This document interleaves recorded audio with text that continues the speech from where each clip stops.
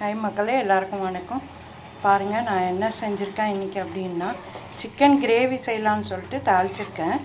நீங்கள் உங்கள் வீட்டில் இன்றைக்கி என்ன செஞ்சீங்கன்னு கமெண்ட் செக்ஷனில் சொல்லுங்கள். என்னென்ன அப்படின்னு யூஸ் பண்ணேன்னா, ஒரு துண்டு இஞ்சி, ஒரு 5-6 பல் பூண்டு, அதுக்கப்புறம் சின்ன வெங்காயம் கொஞ்சம், இது பட்டை லவங்கம் ஒரு துண்டு, இது தனியாக பேஸ்ட்டாக அரைச்சி வச்சுக்கிட்டேன் நான். அது இல்லாமல் கிரேவிக்கு தேங்காயெலாம் யூஸ் பண்ணல, அதனால் முந்திரி ஒரு 4-5 பீஸ் முந்திரி, அதுக்கப்புறம் ஒரு 2 தக்காளி, கொஞ்சம் கொத்தமல்லி, இது அரைச்சிக்கிட்டேன். இது தனியாக ஒரு பேஸ்ட்டாக அரைச்சிட்டு நான் இது தாளித்து எடுத்துருக்கேன்.